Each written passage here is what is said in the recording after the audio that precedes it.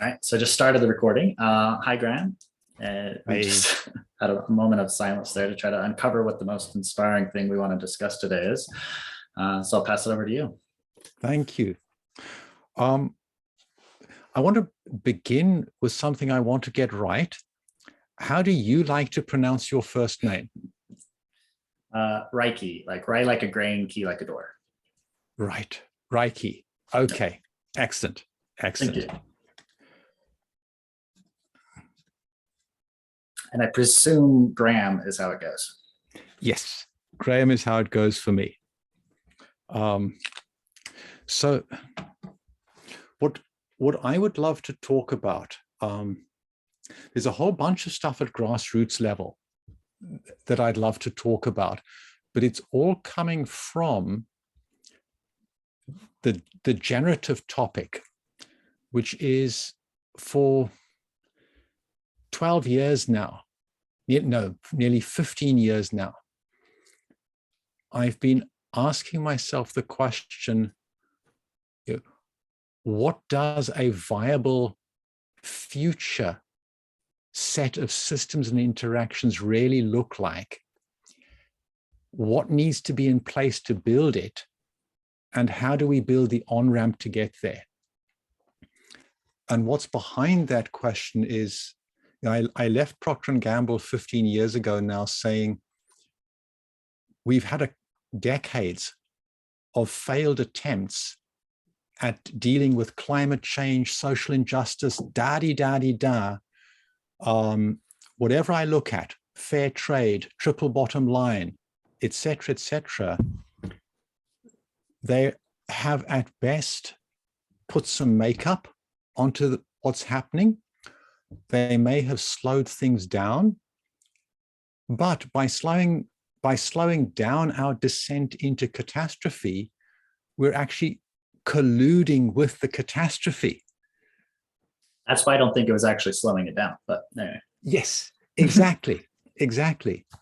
Yeah, and so for the past 15 years, that's been now my focus is, where are the anchors holding our current system stable in its instability? And what can we actually do to start hoisting those anchors, to start really building something that works? And this is where, my center of attention is. And what I'd love to explore with you is, where can we do something that really works?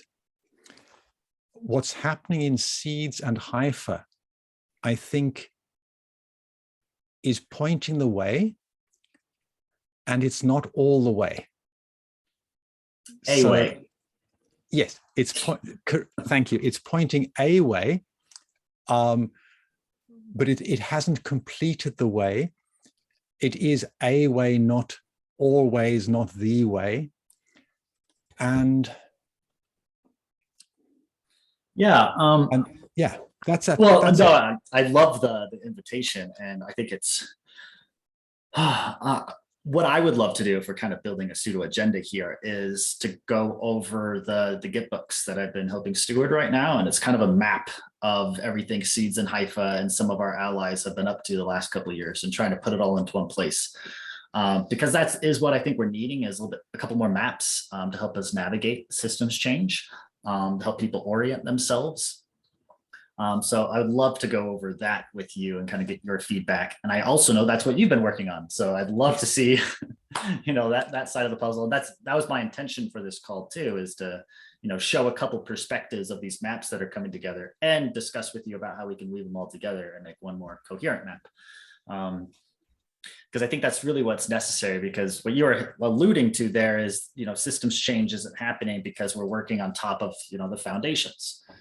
Yes. And fair trade is on top of capitalism, which is on top of, like our exploitative financial system, et cetera, et cetera. So we're not actually going to solve any of our crises unless we start from the root, i.e. we need a new economic system. Wow, that's audacious. Of course it is, which is why we haven't done it before. But that doesn't mean we shouldn't try it. And that's what, I think we're all kind of up to, is let's literally build a new economic system. But in order to do that, you need to have a whole map of what this economic system looks like. how do we organize, how do you participate, what there are templates and guides and all this stuff that's going to be able to help us kind of navigate this new world. So I think that's kind of where the conversation is honing in right now. And I want to pass it back to you because I'm sure you can go that a million places with that. Yes, absolutely. No, that you. So you've used one of my favorite words, which is map. And you've probably come across my book. Yeah. Right. Yeah. And that book it's written not so much as a map, but as how do you build maps? Oh. It's in part a map, but it's also very much a toolkit for builders of maps. And that links into one of my other favorite words, which is lenses. Because to build a map, you need to choose a set of lenses to look at actuality through to build your map. And it's that choice of lenses which highlight certain things and suppress other things that lead you to build the map. And that links into my third favorite pair of words, which is reality or actuality. Reality is what I experience inside myself. Actuality is what is actually there. Not only there outside me, but also actually there inside me. And now this is where there's a sequence in that I can only become aware of a very small part of actuality. I have my hardware lenses of my eyes, my ears, the spectra that they can connect with, my internal filters of what I allow myself to actually see. And then that leads to my internal experienced reality. But that is, to a large extent, not only unknown, but unknowable. It's experienced rather than really part of my thinking awareness. And then come the maps that I'm consciously using as a further layer of simplification and abstraction. So for me, that's really important.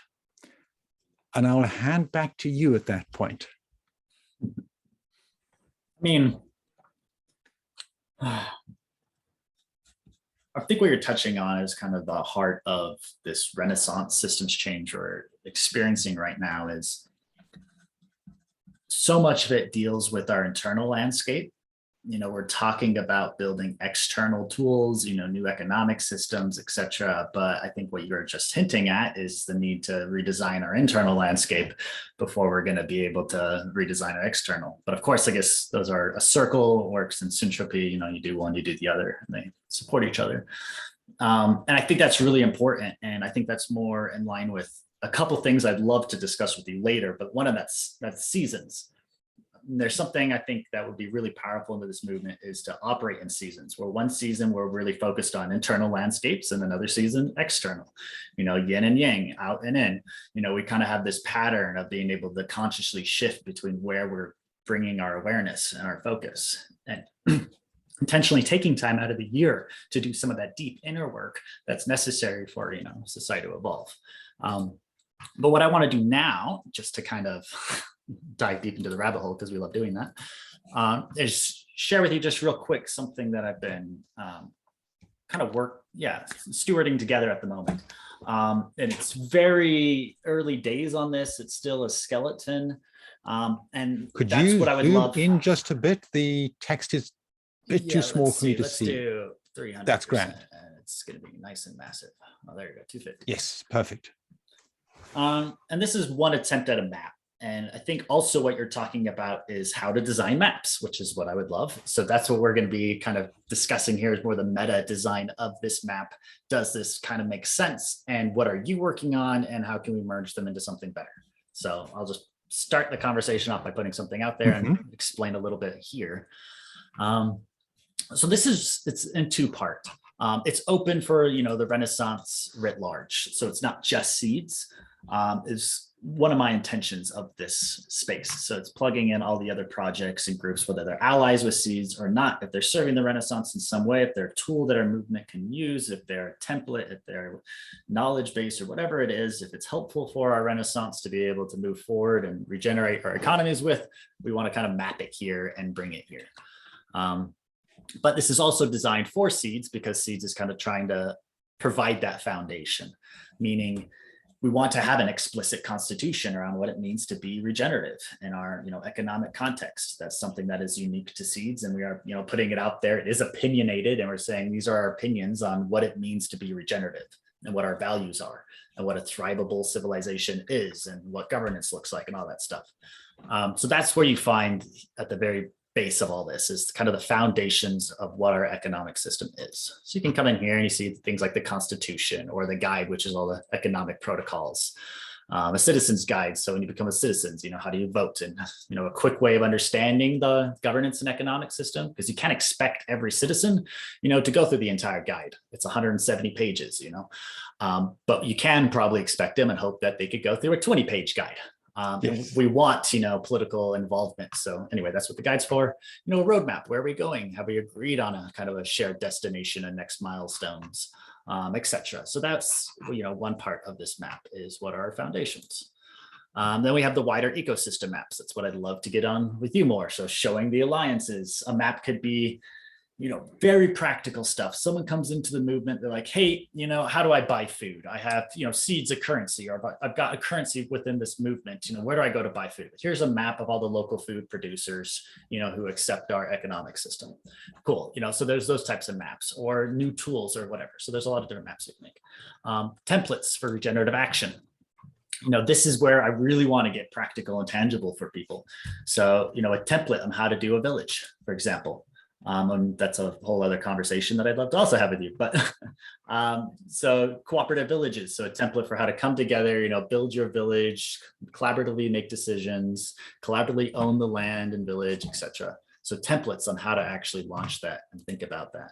Templates for launching local food economies, regenerative village crowd pooling.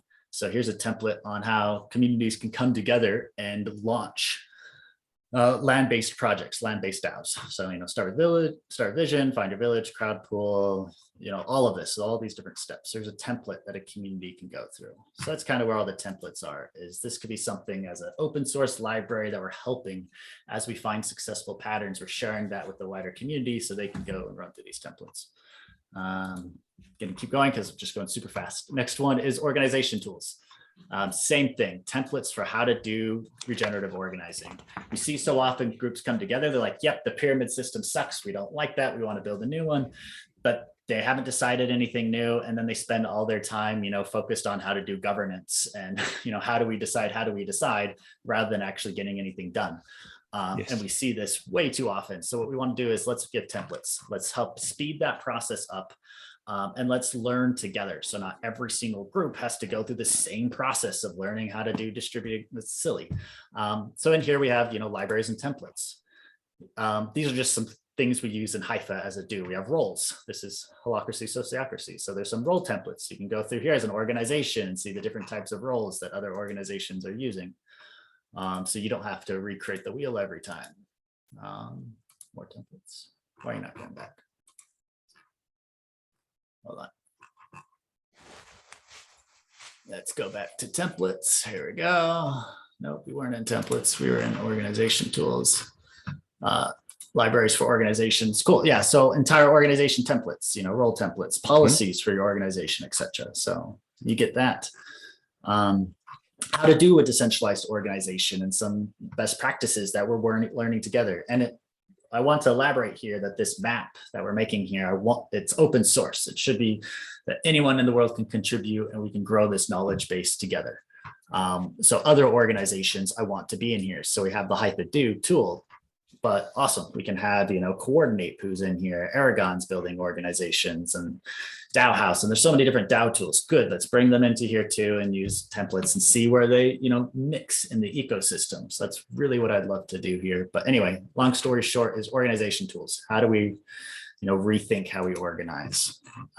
Economic tools, the exact same thinking, but with new types of economic systems. So, for SEEDS, for example, offers all sorts of different tools, organization tools for new types of economies, so badges, tokens, decentralized identity, sense-making tools like the passport and forum, decision-making tools like the voting and governance system we have going on, economic tools like anyway, so a whole bunch of different tools that SEEDS is using to build new types of economic systems. Same kind of concept here.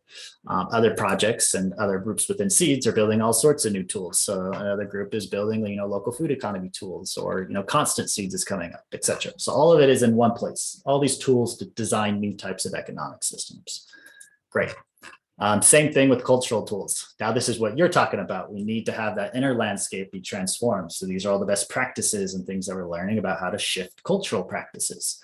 For example, I find it really helpful to, when I'm doing writing and I have any writer's block, I don't actually have that anymore now because of this, I just go on a walk and go for a hike. I get inspired out there. I take all my micro notes while I'm in nature, and then I come back to my computer, and I'm never sitting at my computer trying to be creative. I'm just going through notes, trying to articulate them into, readable format based off what was inspired in nature. That's a cultural tool, how to get inspired by nature. And there's some principles there. We can open source and share these as we, as a whole community, keep finding things that are working for us. Let's put them in here, And then the last one is, this is mapping out our commons itself. So these are all these different organizations that are all part of the SEEDS Commons. We want this to keep growing as citizens keep voting in new organizations to represent our movement. But this is where you, as a contributor, would be able to come here and be like, yep, I love it. I want to take part in this Renaissance. How do I play? Who do I create with? You can come here and see all the different open organizations, find the one that meets your desires and interests, go through their process about how to join. So the Hypha Do, it says who they are, all the different tools that we're building.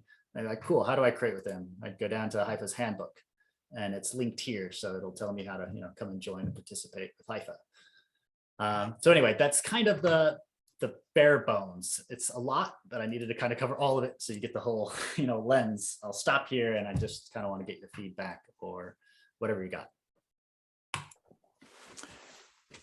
Excellent. I love it. I love it. There were a number of points in there where I thought, right, I would like to now spend an hour diving into the details of that point.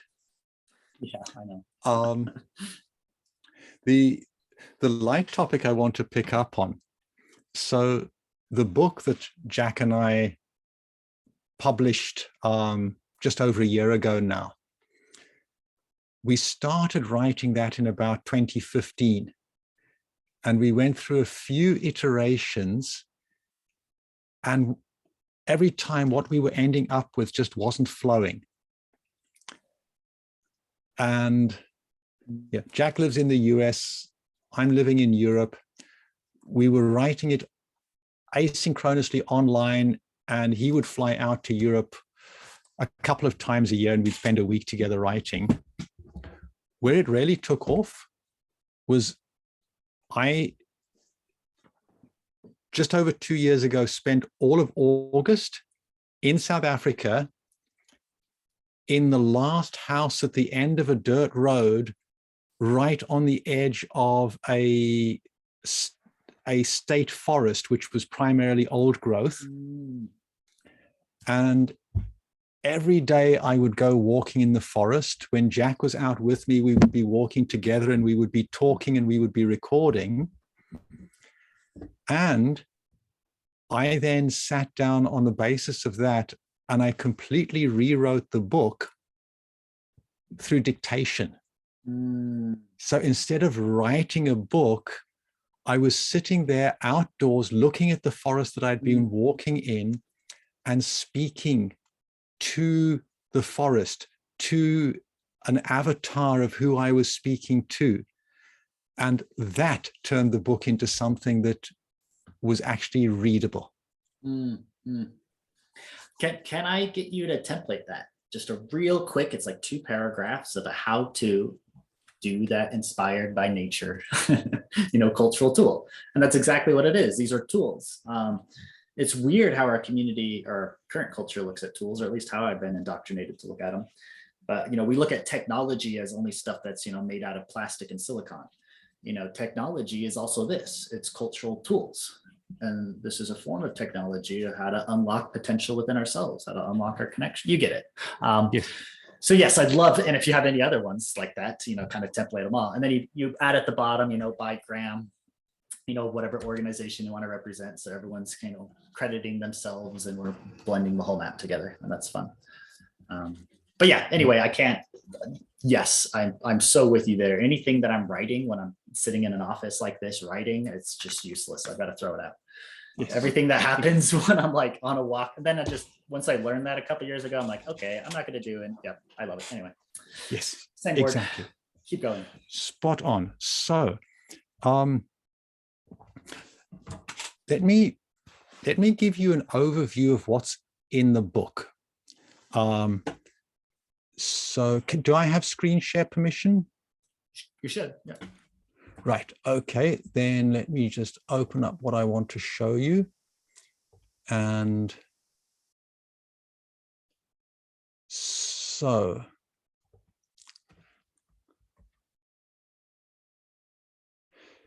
let me show you first of all a bit about why we're doing what we're doing and what I'm about. And then I'll jump to what I want to show you as the tools. So a big part of what we believe is that we can make the impossible normal. And in particular, the current building blocks are built for these kind of compromise lines of either we have return or we have regenerative impact. We believe we can get both. And part of what's behind this, now, this is a crucial template. We probably ought to spend a whole hour on these. Actually, can we just make one point on the last one? Can you go back? Yes. The fact that this is not already the same thing is completely mind-boggling, because if you really look at what objective value is, it's ecosystem services, the ability to live on this planet, what we call impact today.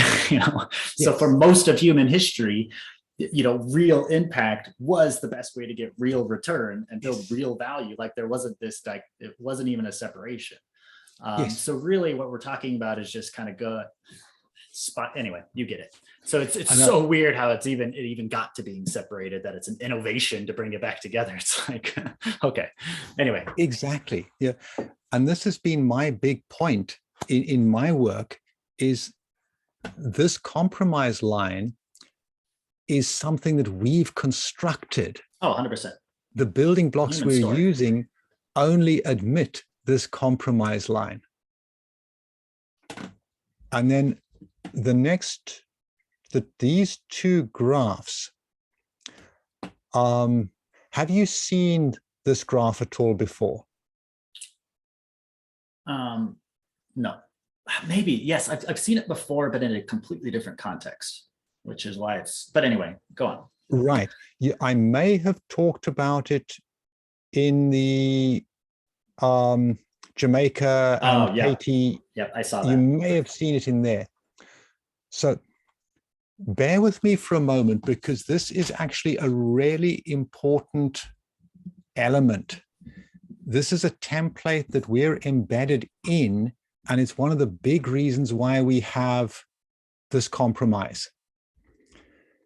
Basically, business leaders and economists are taught the wrong way of thinking about how to decide what to do in an unpredictable world. So think of this as a very simple simulation. This is 100 organizations. On this axis is, let's say, the bank account of each organization. And they all start at 1,000. And at each cycle of the process, which could be a day, this is set up as days. Each day, the company needs to decide whether to go for something or ignore it. And the way this is set up, the way business leaders and the economists are taught to think, the rational decision is to go for it. The rational decision is that if you keep taking this choice, you will grow at 5% per decision on average. If you actually look at how the world really works, what is actuality, you get that every decision will lead you to shrink by 5%, not grow. And this fundamental misunderstanding of how randomness affects us is a big reason why we're deep in the shit that we're in. I can change one small thing. Now, before I show you what changes, when I show this to investors, the question I ask them is, does this look something like a typical investor portfolio? And they say, yeah, your average returns are dominated by 1 or 2 unicorns, and all of the other companies limp along or go bankrupt. Yes, this looks like a typical portfolio.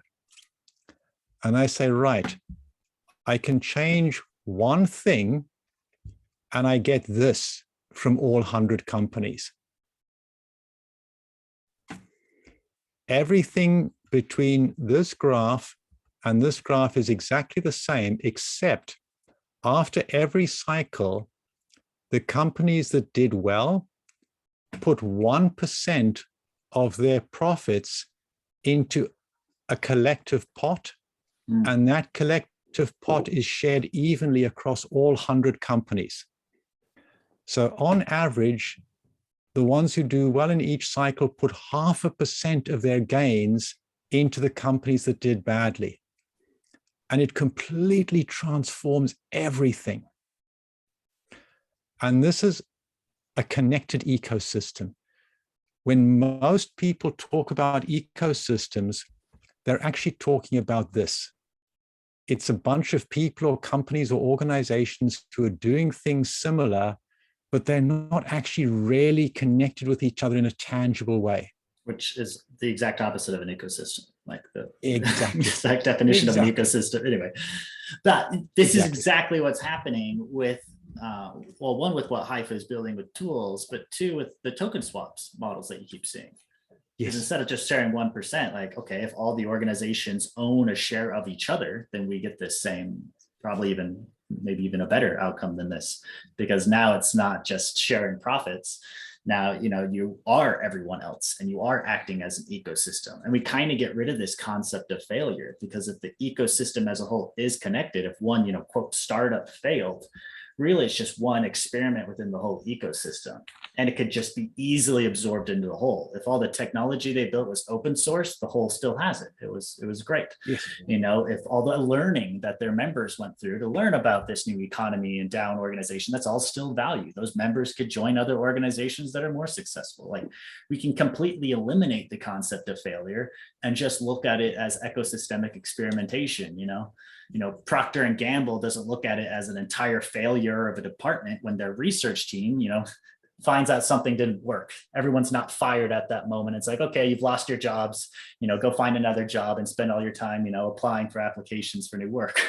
But that's what we do with startups. It's like, oh, your startup failed because one random chance thing, you didn't get another $1,000 you needed, or whatever it was. There's so many stupid reasons why really good projects fail.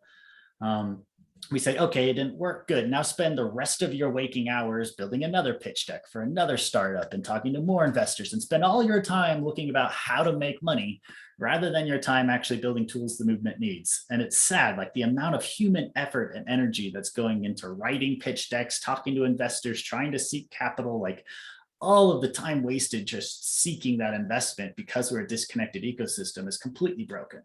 Instead, if we were a connected ecosystem and we had a shared treasury to fund shared projects, we reverse the entire model, because now it's not up to an entrepreneur to go out there and, like, you know, make a pitch and present a case. Now the community is saying, hey, we want this tool. Now it's an entrepreneur that says, oh, the community wants that tool. They're willing to pay for it. Okay, my job is to gear up the troops, design the team around it and actually accomplish that. And there's guaranteed funding. Now I don't have to spend any time, pitching VCs and trying to raise capital. Now I just go to the community, tell them how I'm going to do it, and I get it done. I add value for the whole. Yes. So I think we can completely flip that with building our own economic system. So yeah, we're totally on the same page. Love it. These are very powerful graphs. Yes. But anyway, keep going. So I'll keep going. And everything you've just said, I'm going to jump over a couple of the slides and then come back. So what we're building is a holding company that will hold the entire ecosystem. And the holding company itself is built the same way as any of these businesses. So it's also held by the ecosystem. It's both ways. This is a pitch deck for typical equity investors. Part of what I'd love to explore with you is the whole crypto space and what you guys are doing. That's something I've been watching for years and saying that's not my job to build that, but when it's built and ready, we'll integrate. So everything that you've just been saying is exactly the kinds of things I'm saying to investors about why they should invest in the ecosystem as a whole and never in individual startups for exactly the things you've been saying.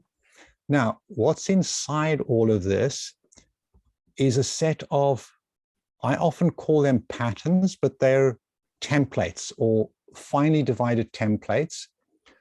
So part of what I've put a lot of effort into over the past is developing what we're calling the adaptive way, which is a set of patterns for stratum 1, my internal ecosystem, the systems and interactions within myself, my inner reality and my meaning making. Templates for interpersonal interactions, the systems and the interactions between people that build up communities. Now, we tend to think rather than necessarily clearly defined seasons, we tend to think of seasons, every season in a day. We're like the seasons in Glasgow, where on a given day, it might snow, rain, sunshine, and mist. So that's the first part of our operating system. Then comes stratum 3, how you organize work. And that's sociocracy, holacracy, and beyond. Neither of those actually go far enough for what we really need. Stratum 4 is how you incorporate the entity. Now read what I'm saying here as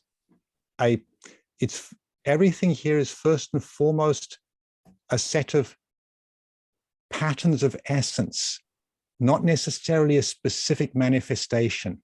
Sure, more like a recipe. Yes, exactly. Now, tweak as desired. The Fair Shares Commons, the essence of the Fair Shares Commons is, let's say, it's our biggest arena for building what we believe is at least a step towards the future system. And the essence here is to really regard any organization, whether it's incorporated in Delaware or completely sitting on the blockchain as a virtual DAO, to really look at it as something that is itself a living being, composed of human beings as the individual cells. And in that sense, any application in any sense whatsoever of the concept of property is toxic to it.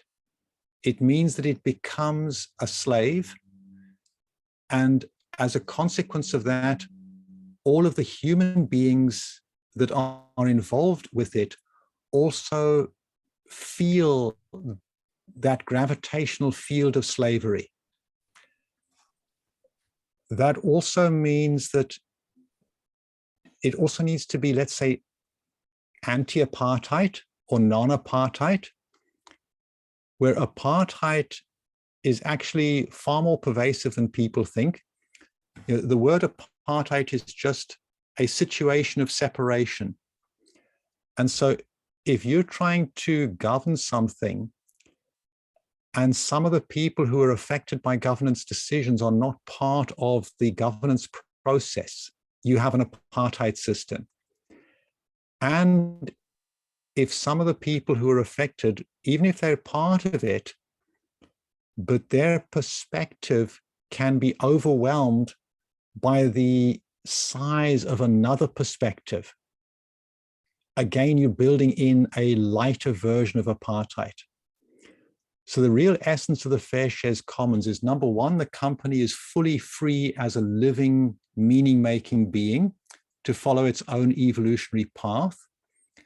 It's a commons of productive capacity, governed by all stakeholders in an equitable balance for all stakeholders, including the next 7 generations, the biosphere, etc., is all part of that. And it includes all capitals in its entire being.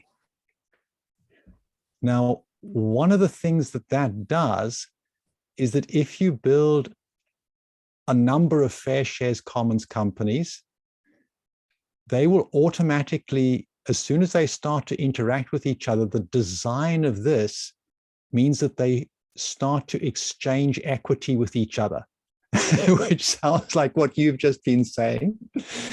So they exchange equity with each other, and it's that that gives us this graph automatically without imposing it from above. It emerges from below. I'm into building DNA and amino acids and proteins that will spontaneously assemble into the ecosystems we need, which leads to one final element. So just as a comment, I use as a lens 6 strata. Each stratum is itself an ecosystem of systems and interactions, from my inner person, interpersonal, organizational design, incorporation, local ecosystems of businesses, and global ecosystem built up of the local ecosystems. There's a symmetry here. Person, groups of people delivering output in an organized way. Next level person, groups of next level persons delivering output globally. So it's actually 2 by 3 rather than 1 to 6. Yeah. So for such multi-capital, multi-stakeholder free organizations to interact, to form local ecosystems and global ecosystems, we need sorry. It's so incredible how aligned in structure everything is here. Because the mirroring in SEEDS is the incorporation is what we call an organization, number 4. 5 is what we would call a region. Yes. And we have that as an organization structure within SEEDS. And 6 is the SEEDS Global, which are the 3. And actually, so we have 4 different, accounts within SEEDS. So it's individual, the bottom 3, bottom 2 really, organizational. This is what the HIFA is building, which is 3 and 4, regions 5, and SEEDS Global 6. But actually 6 is also represented by the SEEDS Commons. So yeah, we basically map that whole thing economically. So I love the foundation and the platform you're talking about. This is literally what we've been building with HIFA. So I would actually love to ally in some way what it looks like, whether it's kind of like a merger or you just use HIFA tools itself if you want to, or whatever it is. Like, I'd love to be building this together and work to build a template for the Fair Shares Commons. Yes. So that's an organization template that's very opinionated. Your opinion is that, Earth should have a voice and be equally represented. I personally love that opinion, and all the other opinions you had. So you can actually build the template for how to launch that with a hyphen do. So for example, how you give Earth a voice is you have a template that says, okay, we have an Earth Council. And this Earth Council holds 30% or whatever it is of all the voice of the organization. So maybe they have veto rights on everything. So, they can't pass anything necessarily as a council, but they can stop anything from passing as a council. And this council's job is to represent the best interests of the Earth or the community. Cool. So we built a template where we make that real. Nothing can pass if this, the Earth vetoes it. Cool. So we have an Earth Veto Council. And you could build that template for how you can do exactly what you're talking about within the do structure. Because what I don't care about with legal incorporation is, in order for groups to do it as equitably and beautifully as you're talking about, it's incredibly expensive. One of my good friends, he's been working on giving Earth a voice for a decade now and trying to figure out the legal structure to do that. And they're still finding that it's prohibitively expensive for a lot of organizations to go through the legal effort, to actually give Earth a voice and to incorporate that into their legal entities. So it's a nightmare. And it's also it's unequitable, because organizations who want to do better in the world, they're, hobbled by the legal structures that they're offered. Yes. So that's why it'd be really powerful to give them this do template that's free, open source, ready for them to use. They can come in, it's a recipe book, and we can kind of speed this up. So I would love to make a template that makes this very practical for folks. You probably have that template. Well, let's say that we have the template of the template. There are so many building sites that I could be putting my time into. I'm choosing which ones to work on based on where there's the most pull. So absolutely love what you're saying. And I'd love to dive into that collaboration and really see what we can build together. I've already taken some inspiration from Haifa and from SEEDS. I've had let me go sideways slightly. So I've had a couple of conversations with Suvi of the Telos Foundation, along with Doug Horn. So we've had a few chats. I've had one conversation with Franz Allmeyer, where I introduced him to what we were doing. And I had a conversation about 6 months ago with Joost Schouten. So I think that we're at a point, and you're at a point, where collaboration actually really makes sense. Now, also, I'm not sure if you're aware, Mila, who's... Nyla. Mila, or Mila. right. Mila or Nyla, two different people. So I'm thinking of Mila. Mila with an M. With an M. Okay, she's awesome as well. Yes. So all incredible people. All incredible people. And Mila and I are good buddies around the Fair Shares Commons, and have got to know each other, let's say, over the past probably 8 months that we've known each other. So she's also actively, and I introduced her to SEEDS. I said, Mila, here's SEEDS. I sent her the invitation to join SEEDS, and she just leapt into it and was highly enthusiastic and took off. So I think that I was overjoyed when you reached out to me and said, let's talk, because I was also thinking, I think that we're at the point where we really ought to collaborate with each other. And I'll give you a for instance. On our platform, this is the starting point of how we're building the platform. This is the job, that's the person. These are various parameters of the job, and the three important ones is the time needed, the rarity of the skills needed, and the complexity of the job in terms of cognitive complexity and meaning-making complexity. which connects to the kind of person who can do the job. Do they have sufficient maturity? Have they gone far enough beyond linear logic to actually do a job of that nature?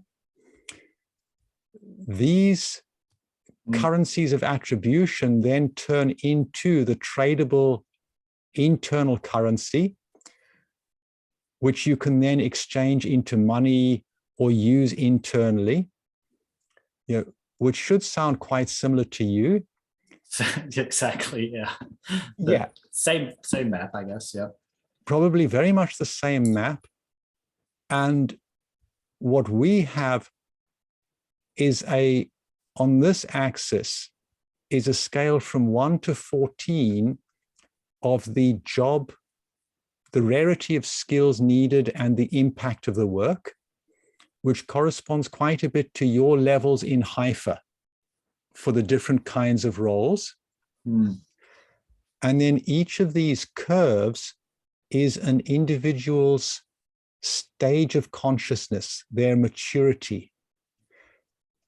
So this would be a job that is both rare skill set, high impact, and the work requires you to be able to take decisions that have a 50 to 100-year impact.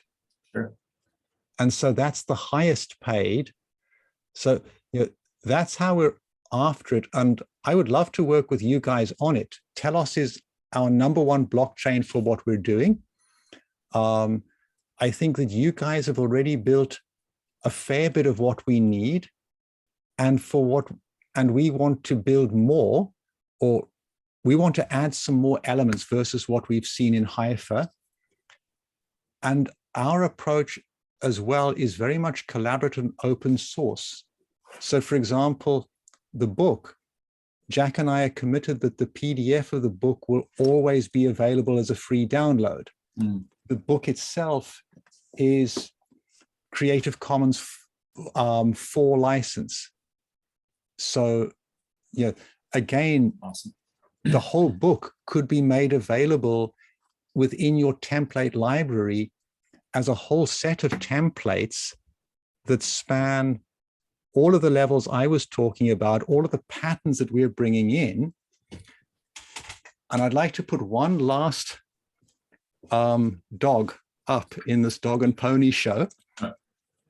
So the appendix of the book is an attempt to give a kicking to almost all economists out there. Now, this is something that my background is physics, so I'm kind of proud of what I'm about to say. What we recall, we began by talking about maps, reality, lenses, actuality. In the appendix, we say that we believe that economics needs to begin by assuming that there are 7.9 billion different realities on the planet, one per person, that every single decision that anybody has taken, is taking, or ever will take is always rational within their internal reality. And that can be unpacked in terms of what we mean by that is it's internally self-consistent. You never knowingly take a decision at the point you take it that is irrational. You might have a voice that says, hang on, Graham, you're taking this decision because you're angry. You know you're going to regret it later. And I say, bugger that, I'm angry. This is the decision I'm taking. Well, that was rational when I'm in a state of anger. And blaming myself afterwards or judging myself as irrational afterwards when I'm at peace again isn't helpful. And so we propose an approach to economics which is based on assuming that rationality is constant, that all decisions are rational, and that the real work of economics is to construct a way of connecting my map to your map. so that we can then compare my rational to your rational, and then we can work out how the economy works. Check. Back to you. I think you just explained why the technology side is important, because the technology is what makes that explicit so that we can get shared consensus on what those maps are. Yes. I would be obnoxious and say that there's more than 7.9 billion perspectives. There's trillions, quadrillions, because everything living has their own perspective and they're all operating in that. And that's what makes life. But anyway, Yes. but moreover, that when groups of those shared perspectives come together, this is how we literally create and redesign reality. Every civilization, every social structure that we have is all started and was formed by a group of perspectives coming together, forming around and creating something new. So that's really what all the tools I think we're building are providing, is that form and function for us to come together with our new perspectives and create new economic realities. Okay, so this is what I would love to see kind of going forward with us. I'll put up a proposal for how we might collaborate real quick. Fair share commons. I love it. I would like that to be an organization. I've loved all the contributions you've made to SEEDS. What SEEDS needs is everything you've been providing, meaning it needs tools and maps and guidance on how groups can come in here, set up their new organization structures and get going. So I think that work that you're already doing is really valuable within SEEDS, and I'd love to invite you to apply to be part of the SEEDS Commons. And have, fair shares be up here. Your gift could be providing templates and tools for helping organizations come in here and set up their own fair share organizations. That would be awesome. And then the second step that's part of that is actually coming here to the organization tools, templates and libraries, do endow tools, and then write a template for the fair shares for how we can actually launch it and groups can launch it. So like down here, the salary bands, you could say you have your 8 and actually describe the salary bands here. And what roles would that be? The initial roles for fair shares commons. Is there any, shared pattern throughout that you would need as, the founding roles, the founding circles, policies, etc. So we could say, this is a fair share commons organization style. It could come over here as its own template. And then it could really, anyway, you get it. So this is what I'd love to actually build with you right now. And I could share this model with you because this is what would help people then become part of the fair shares. And, Haifa has this concept of constellations. If I was going to be annoying, I'd bring up another image, but I'm not going to go find it. So constellations is this idea that all the organizations that are part of that constellation are invested in each other's success. And I think we might even have multiple constellations that are going to differ in, values and principles and what their aims are. So a constellation around the regenerative renaissance makes a lot of sense. And it's people who share the same value that, we need to be living in harmony with Earth, and all the regenerative principles that we go on about. But not everyone shares that. There might be another constellation where these people are just more interested in cooperative principles and they don't really get what, the hippies are talking about when they care about the planet or whatever. I don't know. So every constellation is going to have its own value. The fair shares commons could be one. Haifa's doing that. Maybe Haifa and fair shares blend together. It's the same constellation. Maybe it's 2 different constellations and there's a difference in values between them. But what a constellation means is that principle you're talking about, where there is one ecosystem that has a value token that flows between it that connects the value of all the organizations together. Gets rid of the concept of failure, etc. So that's where I'd say this could go. Is it would be really awesome if we start making things explicit what you're bringing to the community. And if, you're going to start using our tools to actually get this out to the world. I'll pause there and see what you have to reflect. So a couple of thoughts to build on that. And again, where we could collaborate more. I would, absolutely love to do that. Well, let me go back a step. I would love to have it done. I'm not sure that I want to do it. So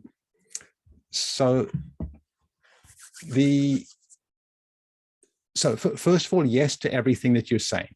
The only question is going to be the time and the effort. And do I put up something that is taking what we already have and just making it available versus building something new? I'm very much in the space of bootstrapping, running extremely thin on the ground. So what could be superb is that somebody who is on that there is somebody who takes what I can put in and optimizes it to fit within the SEEDS template form. That would be superb. Then the other request or possibility from my side, what my focus is building regenerative startups that bond together in ecosystems.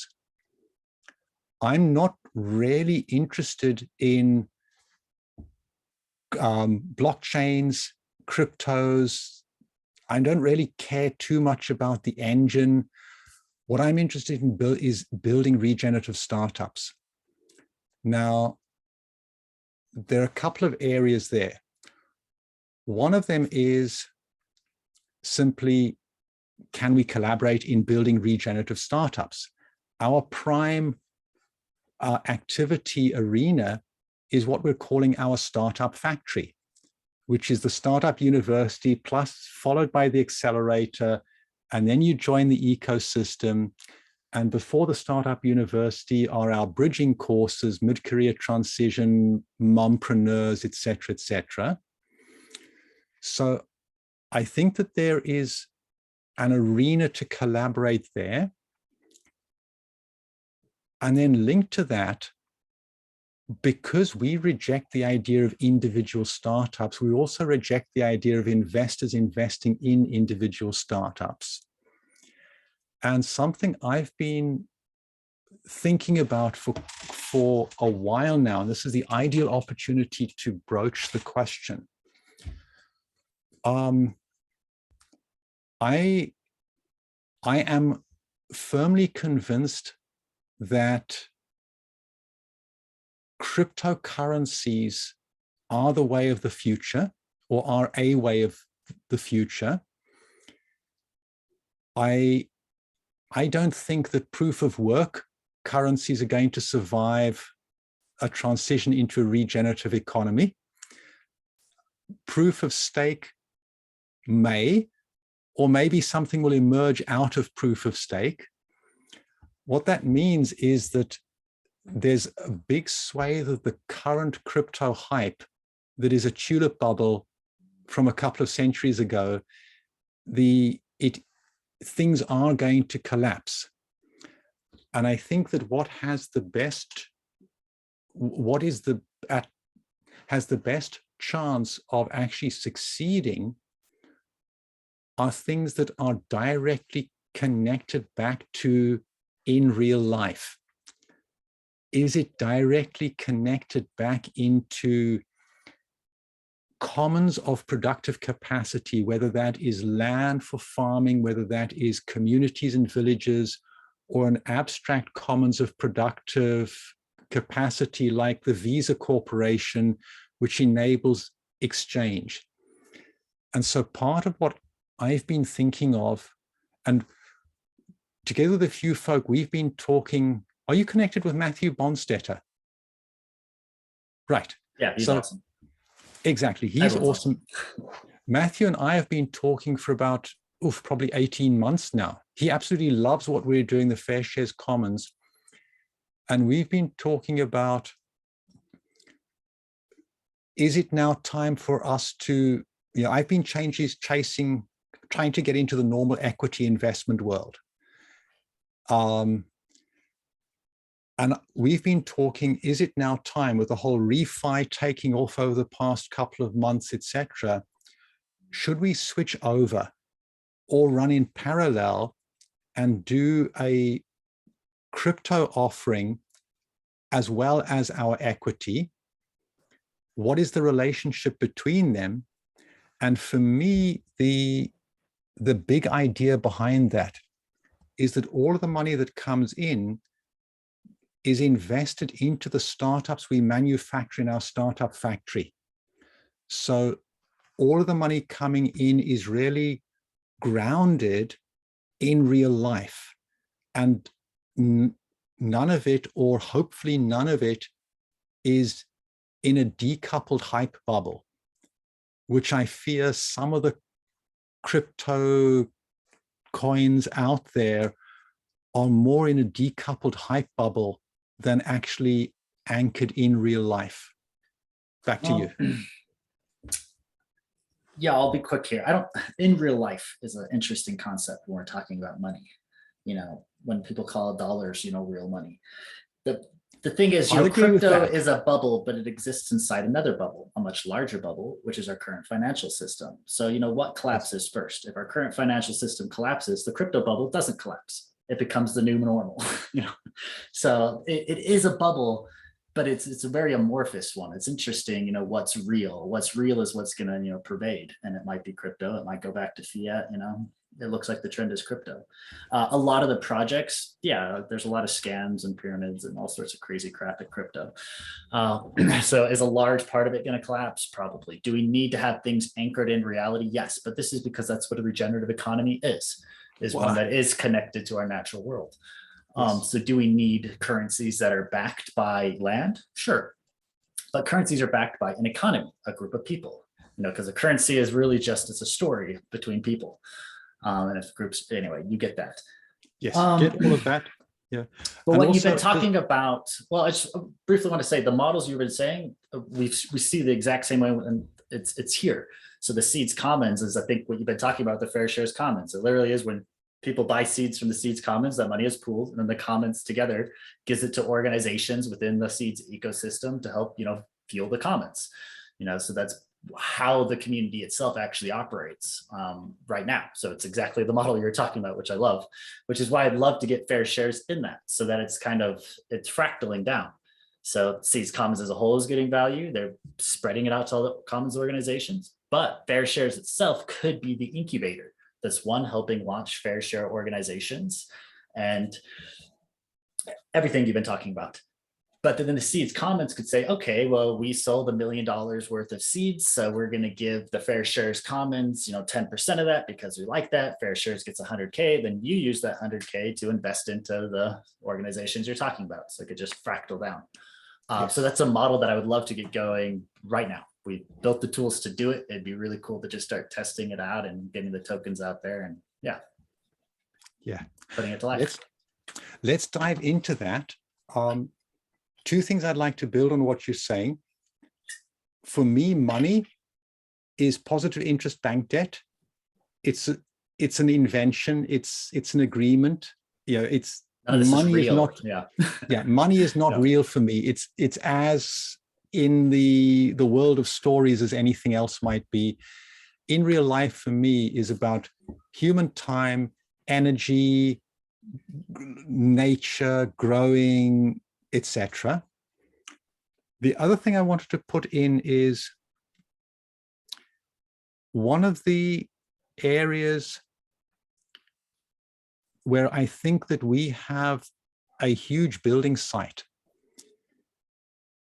Much of the DAO world has, at certain core critical nodes, one single company or two or three that are incorporated as a standard limited company that actually have old world power over control. If these companies are not incorporated as a fair shares commons, that interface between legal company law and the crypto world, that interface is still being done in a way that is actually completely contrary to the entire essence of the blockchain possibility. Not the entire essence. The reason I joined blockchain, and it sounds like you too, is decentralization, democratization, et cetera, et cetera. That's not why everyone's here. A lot of people recently are here because money go up. It's a way of making new money, new speculative asset. That's driving a lot of development in crypto, is dollar grow up, concentrate wealth. Basically, it's so stupid. We're building the exact same protocols that caused the 2008 collapse faster and quicker, in blockchain, and just doing the same thing. It's like, come on, guys. So I think it's really important to, let's map it out. There's a lot of things happening in crypto. There's the perpetuation of the status quo. There's a revolution, which is revolving. Bitcoin's a revolution because instead of bankers being all the wealthy, it's miners. It's the same story, a different group, a revolving revolution. Cool. Exactly. There's a renaissance. There's capitalism 2.0. There's all these different things kind of emerging within crypto at the same time. So you can never point at crypto and say it is this political standpoint. It's not. It's all of these things. But I do think it's important for us to get clear where our political leaning is. And it is in democratization, giving people the power, decentralization. When we look at a protocol that's saying all those things, but the reality is this VC just, gained $10 billion on it last weekend. It's like, come on, guys. If that VC can own 10% of a reserve currency, that's not it's not decentralization. We're going to mint the first trillionaire. Good job. We've won. Yes. So anyway, you get all of that. So I think that's important. And that's everything that, we're about. Yes. Yeah. I mean, to the heart of the point I'm making is, I've been convinced. Are you familiar with Elizabeth Mong? She does podcasts on crypto. I will. No, so she interviewed me a few years ago. I will send you the link to that interview. And at the end of the interview, we explore why the Fair Shares Commons is the ideal corporate law wrapper for any DAO that actually needs to have an anchor in national company law. Yeah. So I'll send that interview. What jurisdictions are you doing that? Is that for like Europe and? Basically anywhere that allows multiple classes of shares in a limited company. Okay, so it's pretty generic across. I'd love that. Yes, that's hugely valuable. And if you're bringing that value to Seeds, I just want to say this, please let me help you get an alliance share. That's why it exists. Again, that's the principle we're all talking about, making sure we're all interconnected. That's why it exists for us to do that. But yeah, I think that would be incredibly valuable. And let's just pair it with the Haifa, or the Wyoming LLC, DAO LLC model that just came out. I think that's a really powerful one that we template to. So I think between the two of those, we're probably covered, and that's really helpful. Yes, exactly. Yeah. And this is where we have real power. That Wyoming has introduced the LLC is absolutely brilliant. I was talking to a client of ours, a client of ours I was talking to as we went through the process. He managed to convince the Swiss government to issue the shares for his company on the blockchain. And this is the really good part, he got the Swiss tax authorities to accept that rebalancing every year who has how many shares in the company is done outside taxable activities. And just when they convert it to fiat is when they pay taxes. Exactly. That I love that. So that's that's a good model. Yeah. Yes. So that's then leads to the next thing.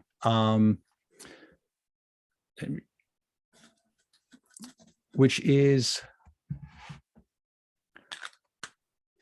I'm now at a point where I'm saying, right, things are flowing together. So what is the simple, practical next step for getting the alliance share, getting access to your system, getting things going? —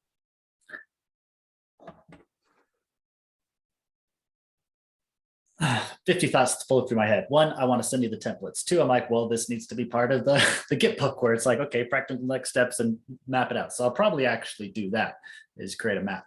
But what I would love to do is, since we're doing that, let's book another call and I will literally do a recording walking you through that process. And then I could just put that into the Git book too. And I think that'd be great. But yeah, the first thing is the alliance share to make Actually, the first one might be a request for the SEEDS Commons. So I'll help you do that. But basically, it's you saying what you're doing and all the value you're bringing. You already have that deck.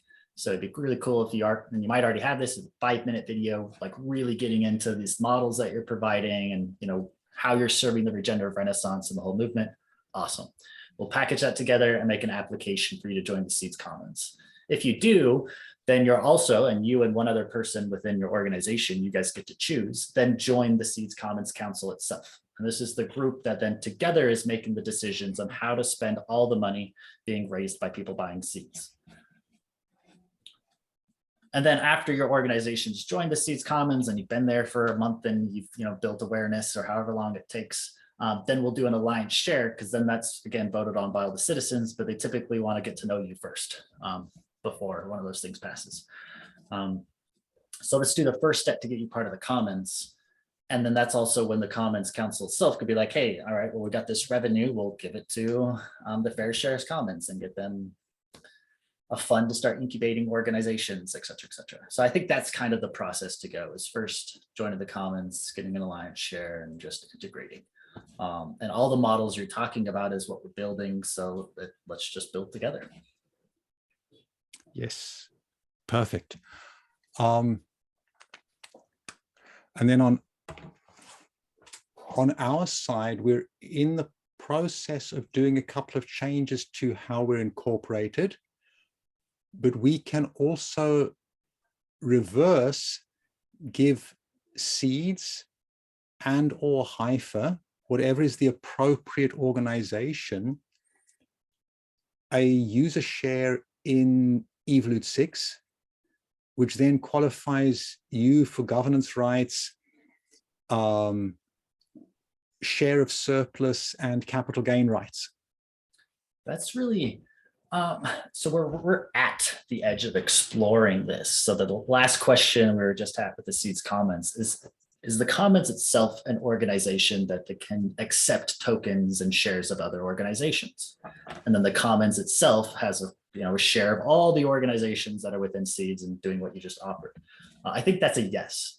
And that's probably where we're leaning. So I think that's a great idea to give SEEDS itself one based on this relationship we've been talking about with SEEDS. I also think it's a great idea to do the exact same thing with HIFA, where there's an equity swap within HIFA, or token swap rather. And that's based on the work we're doing with you, Fair Shares Commons, and launching new organizations. And that's, in and above what we're doing with SEEDS. So I see them as two different interconnected kind of amorphous ecosystems, two different organs that both need to do their value swaps. And that'll be a model that will continue to happen, where new organizations come in and they're doing, token swaps with 15 different organizations and the SEEDS Commons, et cetera. And then you're picking the organizations that are the most beneficial fit. It's kind of like neurons. Not every neuron is connected with every other neuron. There's networks of them. So we'll see this with organizations where there's pockets of groups that are more, interconnected than others, but they all could be connected through, the SEEDS Commons or whatever that, central vehicle is. Yes. So this is what we're at the bounds of exploring. So if we did do a token swap with the SEEDS Commons, you'd be one of the first, 12 to do it. So if we do it, all the organizations that are part of the Commons have that same intent to do that. Excellent. Which will be really cool. I love the sound of that. Right. Shall we book another time? Yeah, let's go with that. And the other time would just be so what I would suggest is prepare that presentation to the SEEDS Commons, just what you've been bringing, how it relates in relation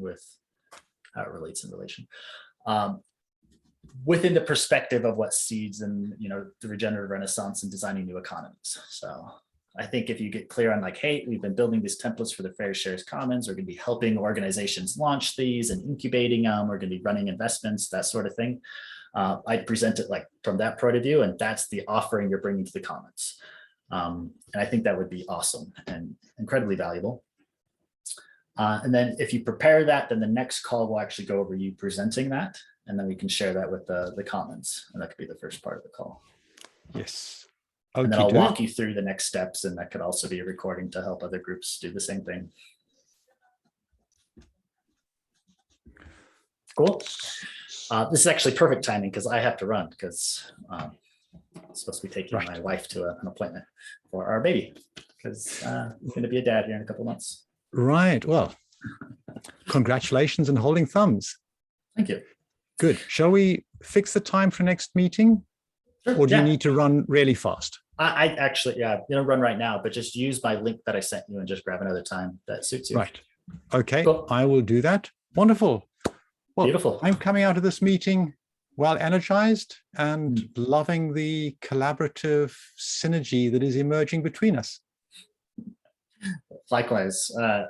I'm so impressed. Everything you're sharing, I'm like, yep, that we're on the same page. We're clearly tapping into that same Akashic record or neurosphere or whatever you want to call it. I love it. So beautiful. We have a lot of fun to do. Excellent. Beautiful. Future Thank you, together. Right. Thanks, Thank you, Graham. Right. We'll talk soon. Enjoy. Cheers. Cheers.